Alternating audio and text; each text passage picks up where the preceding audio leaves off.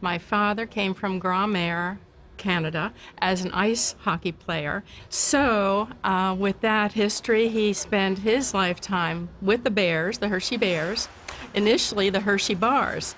And he scored the first goal of the first game in the new arena, which was a wonderful story to hear all the time. This was like the Coliseum to myself and my friends, Bruce and other people. You know, this is where our heroes were. This is where the gladiators came, and they battled in here. As a kid, my pictures on my wall were not of Mickey Mantle. It was Willie the Whip Marshal and the Big Bear, Mike Nicolak. They were our first, so it's the first heroes. Because, you know, back then, people would find this unbelievable today, but you'd actually go down on the bench before the game and get their autographs. And a guy like Mike Nicolak probably signed my program scores and scores of times, but he signed it every time like it was the first time. I went into the Pennsylvania Hall of Fame with Willie Marshall, and that night I said I had three heroes growing up, Mickey Mantle, Johnny Unitas, and Willie Marshall. It was true. It was not an exaggeration. I mean, when you were growing up in the 50s here, Willie was leading the league in scoring every year, was really the star of the team. There was something about him, too. He was a humble guy, as he is today.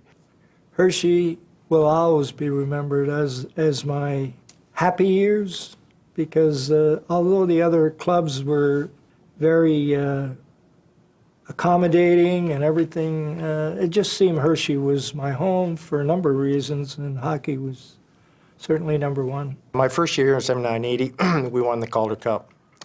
Nobody expected us to win. We had a nucleus of guys, like old, young, second-year players, and we just gelled, and we took it all. We amazed ourselves.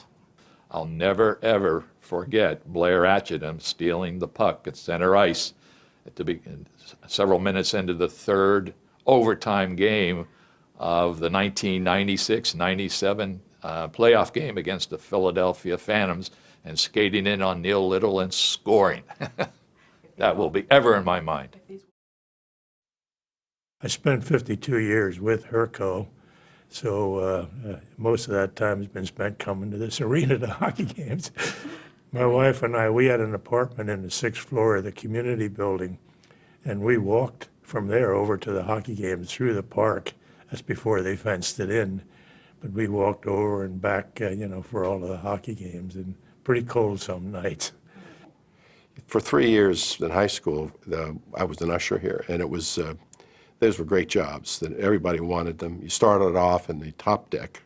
I think it was section 34, and then the last 2 years I got in the blue seats. You went from a kind of a crimson Eisenhower jacket to a blazer, and the blazer was made out of burlap. It was a burgundy burlap. But I was at section 3 and 4, and we made 98 cents a night, and I swear it's one of the greatest jobs I ever had. And my dad would go down back and do the in the Bears Den with Bob Payne interviews with the MVP of the game. And it was my job as a 10-year-old boy to go to the locker room and bring back the star of the game, and then I had my picture taken with him. And then, of course, the big thrill was giving me the box of Hershey's chocolate as the parting gift. You talk to people about seeing games at Hershey Park Arena, and they get a smile on their face because they remember how special it was to watch a game here. When they say home court advantage, there was a home court advantage. They would pick you up. If you're struggling, they'd get the cheer going. You got Mitch Graham with the organ, and the fans. The sound just carried so well in this building. Well, you get a lot of energy from the people when they're watching a hockey game here, and I simply explain it all the time is you're on top of the action. Every time you come to a game, you're right there, and that creates energy between the fans and the people. And the atmosphere in the arena was just electric, and I was blown away with how much energy there seemed to be in the building, how the sound seemed to bounce off the walls. And I have pucks and everything that flew out. My wife one time one came out and hit her in her arm, but it didn't hurt her. And I'd seen so many other people getting hit by the pucks, and I'd run down the steps, try to help them. They would throw me a towel, and I would try to stop the bleeding. It's just been unbelievable. I think Don Cherry had made the comment, you haven't played professional hockey unless you've gone through Hershey.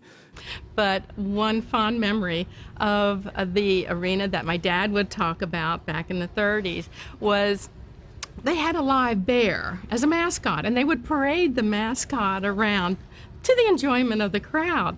Until one time they decided to have a trainer teach the bear how to skate. Well, they had rigged up skates for the paw size of the bear. They took the bear out on the ice. Of course, no one knew that the trainer did not know how to skate.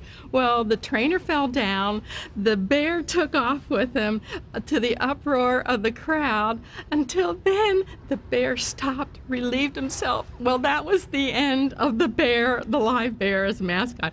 So that was a wonderful story to remember. My dad would laugh so much at that.